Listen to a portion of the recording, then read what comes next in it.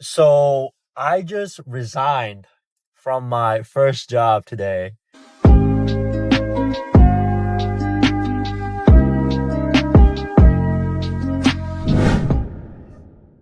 I just went in to turn in all my laptop and my gear, and it's a sentimental feeling for sure. Now, don't get me wrong, your boy was pretty happy uh, with how I'm feeling right now because that was I guess that job was the toughest thing that I've done so far in my life, right? Just to give y'all a background story, I graduated Baylor. Shout out Baylor, whoop whoop. So I graduated Baylor with a degree in finance and marketing, and this was during time of COVID, and jobs were kind of hard to find. And so I was applying, and at the end of it, Amazon came knocking and they offered me an area manager position in Illinois, right? So I had no clue what was in Illinois, but again, I was like, screw it, let me do it. And so I go up there and I get placed in the site called Joliet. And so during this time, I'm like, bro, what am I doing here? I'm 22. I don't know anyone. Like, no one. I have no friends, no family, no nothing. And not only that, I'm put in a managerial position. So I had to oversee like 92 people at that time. And I had three, they're called PAs. So 3 process assistants underneath me, right? So not only do I have like subordinates, mind you, this is like my first job out of college, that I have to tell them what to do. I also have these 3 assistants with me that I have to tell them what to do too, right? And mind you, I have no clue what is going on. And everybody's older. It's like this huge learning curve. And I just got tossed in. And so it's kind of crazy looking back in hindsight of me going through all that, right? I said earlier that it was probably the hardest thing that I've ever done so far, like sticking out for 3 years. Y'all. I guess my top 3 things that I took away from it was 1, execute at all costs.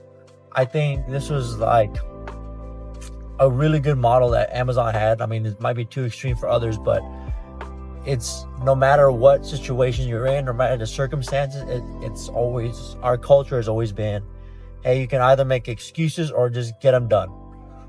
You just, that was it. So no matter what happened, we had like XYZ breakdown, or shipments are late, or there's no way we can hit this. It was always like, tough luck, let's make it happen. And just learning that mentality, taking that through my personal life as well, and saying, okay, well, shoot, like XYZ is not going my way. How can I make it happen, right? Like, what do I have within my personal capacity to ensure that this job gets done, or this event gets planned, or I figure out how something happens? Executing at all costs is something that was my biggest takeaway. Number 2, take the ability to take criticism. And so with being in a managerial spot, a lot of my job consisted of just getting yelled at, like literally just taking the heat. It would literally be nothing that would be my fault. I would have nothing to do with it, but I would just get yelled at.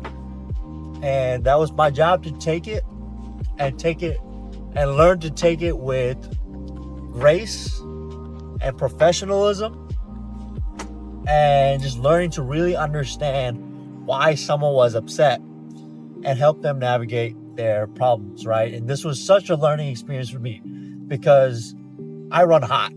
I have a little bit of a temper that comes out. And so learning how to, stay calm and collected when someone's really upset, or they're making like snide remarks, or they're just like shooting unnecessary personal attacks at you, right, has been super valuable. Like such a just an experience, right? To put your personal feelings aside and just look at, okay, what is this person trying to tell me? Like, why are they upset? And this is also like flowed into my social media journey as well, right? So having that thick skin and building it out to where, you know, you get some comments online, bro, like, just take it on the chin and don't even bother me at this point, as opposed to like 7 people yelling at you for a broken conveyor. Like, dog, I didn't break it, you know, but I will take it and I will try and help you come up with a solution. So that has been super helpful. And I guess the last thing was just, I think this was the most important thing, always being able to be open to different ideas and to learn and listen to everybody and learn from everyone, right? No matter if it's someone above you or below you, because I think a lot of people didn't succeed in the role I was in because they were just too close-minded, right? They didn't want to listen to new ideas because it was from someone beneath them, or they thought their way was the best way, or et cetera, et cetera. So just being able to always have an open mind to whatever ideas come your way and reminding yourself, like, hey, I don't know everything, right? Like, I am not the end all be all. Okay, maybe this person has a different way of thinking or a different mentality. I think that was the biggest thing. And there was a long time where I was super bitter, where, you know, I graduated school, I got a full ride scholarship, I graduated with honors.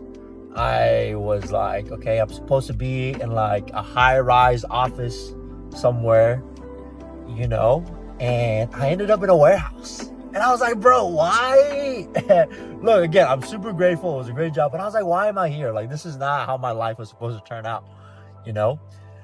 But I think God has a really funny way of teaching you life lessons through unexpected circumstances. And at the end of the day, I'm so glad that things ended up the way they did, right? Because not only was I able to grow a ton in my journey as a person, as a leader, professionally, but I was also able to meet so many cool people from so many different diverse backgrounds that, you know, otherwise I probably wouldn't have. So yeah, just some random thoughts. Thought I'd do a little blog about it. So hope everyone's having a great day. Let's get it.